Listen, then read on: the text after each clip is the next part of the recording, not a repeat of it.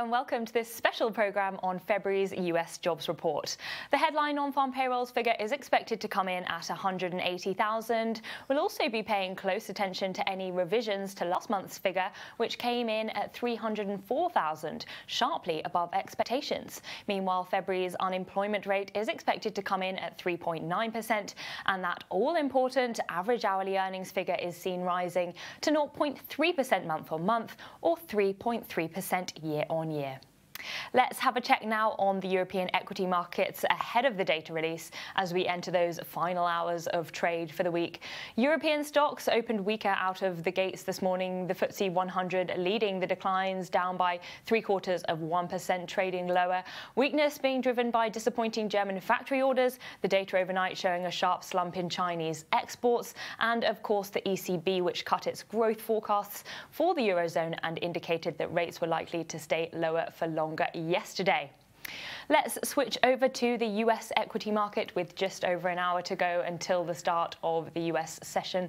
Trade on the IG platform is pointing to a weaker print out of the gates for the major averages. Stateside, the US Tech 100 cash underperforming, down by 0.66%. This after US markets logged their longest losing streak of 2019, with the S&P 500 sinking across 4 consecutive sessions. Let's have a check now on the major Forex pairs and how currencies are faring in the build-up to the US jobs report. The euro is clawing back a little bit of ground today, up to the tune of 1/3%. That's after the common currency in Europe slumped to the lowest level since 2017 after the ECB announced a fresh round of TLTROs. Meanwhile, cable is flirting with lows of the week ahead of a very, very busy week for Brexit, of course, next week. But remember, of course, plenty of investors likely taking to the sidelines as we await that key labour market data. Joining me round the set today is Mike Ingram, Chief Market Strategist at WH Ireland, and IG's Chief Market Analyst, Chris Beecham. Thank you both for coming in. Let's start with the numbers. We had that ADP private employment report. That was a miss on expectations, and last month's revision was also revised lower. So does that set us up for a miss today, Mike? Yeah, I think it does. I mean, that downward revision that you just mentioned on the ADP was from 300 to 213,000. So it's a big downward move. And, of course, we had a monstrous non-farm in January as well, 304. So I think we can expect a similar kind of clawback on the January numbers. What I think complicates matters to some extent is I think the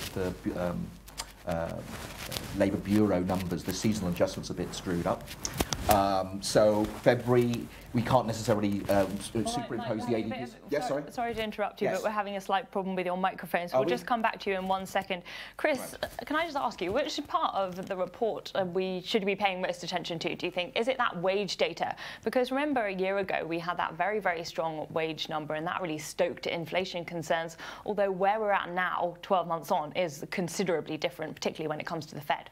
Yes, it is, I think, and it does reflect, I think, the development over the last year or so, how the market has adjusted to a world where wages are so much stronger than they have been. If you look at that number, solidly above 3% now for the year-on-year figure. It's very encouraging, and yet somehow the US seems to find these jobs down the back of the sofa, if you like. Every month we seem to find plenty of new jobs, and suddenly when you think we've reached full employment and thus wages should start to increase, you get another stonking jobs number. So it's well worth watching that one. But I think the wages are a good sign. I was debating this with Jerry yesterday around the ECB. I think it still is a strong sign. It's a good thing for US consumption. It's a good thing globally, really, if you have this strong employment picture with those strong wages. All right, so it's just under a minute to go until we get that data release. So let's recap the numbers once again for you before we bring you that breaking news. We're looking for 180,000 jobs created for the month of February. That would be a sharp decline on the previous reading. Of course, we'll be paying close attention to the revised figure for January as well. The unemployment rate, meanwhile, is seen coming in at 3.9%. And average hourly earnings, that, of course, is the wage data, expected to come in at 3.3% year-on-year or 0.3% month-on-month. Many investors and analysts paying very close attention to this wage data, of course, because that is an indication of the strength of the labour market and could potentially stoke inflation concerns if indeed it does come in stronger than expected. Now, here's a chart of euro-dollar. You can see that the euro is moving higher. That's after some sharp declines in yesterday's trade. All right, we've got the numbers crossing the wires right now. Let's see if I can break those for you. We've got average hourly earnings 3.4%. That's year-on-year, month-on-month, 0.4%. As for the headline non-farm payrolls figure, 20,000. That's an absolutely terrible number compared to expectations for 181,000, and in stark contrast with what we saw last month with a very, very big beat. Now, last month's number has been revised to 311,000, so pretty strong there, but I'm really taken aback actually by just how weak this headline non-farm payrolls figure is for the month of February. 20,000 versus expectations for 181,000. Meanwhile, the unemployment rate, at odds with that figure, slightly better, 3.8% versus forecasts for 3.9%, 3.4% on average hourly earnings year-on-year, slightly stronger than expectations. Mike, what do you think of this number? Wouldn't have been what I would have, to be absolutely honest with you. I guess, oh yeah, that's exactly what I was going to say. No, I mean, you know, if anything, as I said, there is a problem with the seasonal adjustment. The last 5 years have seen an average beat of 55,000 in February, and last year the beat was 108,000. So if the expected number was 180, you would expect, well, there are plenty of forecasts out there, 200 plus. And obviously it's gone completely 20 versus the other 200. way. Yeah, exactly. But again, this is a really poor combination, yeah, because it suggests that the pace of job creation has slowed significantly. So, you know, this is what, 160,000 roughly over the 2 months. So that's quite a dramatic slowdown from 223 where it averaged last year. And then, of course, you've got this punchio wage number. What I was going to say was, actually, if you looked at the last beige book, which was only out 2 days ago, some quite interesting comments there that sort of hidden wage inflation. They're saying that, you know, people are asking for flexible time, relocation allowances, extra vacation. So it's quite possible as well that that hasn't been picked up thus far in the headline numbers on average hourly earnings. So do you think that this report serves as a justification to the Fed in terms of its pause, that pivot, the Powell pivot, as many are calling it, taking its foot off the pedal in terms of further rate hikes? Well, of course, the Fed has a dual mandate, so yeah, you could say, well, OK, we understand that growth is slowing, but at the end of the day, the US economy is more or less at full capacity. You know, is there perhaps a problem with inflation? And Powell only last week in his testimony to Congress said, well, you know, wages are rising. I'm quite comfortable of that. Obviously, you know, we've had productivity running at about 1.9% non-farm. So, you know, there is a bit of give there. But the thing is where is the market positioned in terms of US rates? We've taken any rate increase from the Fed completely off the table, and the market's discounting a rate cut in 2020. They don't really have a great room for manoeuvre. If this average hourly earnings number starts to pick up further from where it is at the moment. Chris, tell us what we're seeing on the markets. Well, I will say one thing. Canadian job growth released at the same time was 56,000 this month. So just to put that in perspective, the Canadians have beaten the Americans. Moving to the markets, you can see that's the 1 minute chart of the Dow there. We were down at 25,300 just before the release, and we're around 100 points. We were 100 points lower from that. Obviously, this is the 1 minute chart, so we are moving around quite considerably. If we look at the hourly chart, this really sort of continues this downward trend of the last few days. Back to euro dollar, and again, if you want your 1 minute chart madness, there it is in all its glory. There's your sudden reaction, and then the market debating there in live real time, if you like, what this means. And certainly with the Fed still planning to hike at least once this year, this seems quite odd off 1 month's print. And of course, you shouldn't base a decision off 1 month's print, but 20k is always worth at least a passing comment in a Fed meeting next week or the week after. So what does that tell us about the temperature of the US economy, given the fact that this is a lagging indicator? But on the one hand, of course, the headline figure a miss, but the wage data and the unemployment rate coming in stronger. So it's a bit of a curate's egg, as you would say, Chris. Yes, I think that's exactly the phrase that applies. And we won't probably get a tweet from the President saying how wonderful the job numbers are. Although we may on the wage numbers. We probably could have told that because we didn't get a tweet from him yesterday saying yes. He's looking forward to the jobs report. Exactly. I think it's interesting, though, that what this implies to the US economy, that maybe we are getting towards that full employment point maybe, but next month will be key with those revisions because it's so important to see what happens. Remember, I think even a miss of about 50k, and this is obviously far more than that, is about less than 0.2% of the US labour force overall, so it's worth noting that. We're not quite in doom territory yet, but this will, I think, just add to slight concerns that maybe there is some slowing of employment growth here. So over the past 2 years, obviously we've had the fiscal stimulus, and I think what's been interesting is the fact that it hasn't really pushed up wages and it hasn't really caused domestic pricing pressures in the way that lots of people had expected. The participation rate came in line with expectations, 63.2%, so that's no change there. I mean, are we starting to see signs of notable wage pressure coming through now? We have been for a little while, and it's sort of disguised, I suppose, because these numbers are, you know, quite erratic month on month, and they're only quoted to one decimal place. If you smooth it out, I mean, wage pressures have been building in the US since about the fourth quarter of 2017, and this is certainly a continuation of that. I mean, one of the things that, again, I'll bring it back to this beige book issue.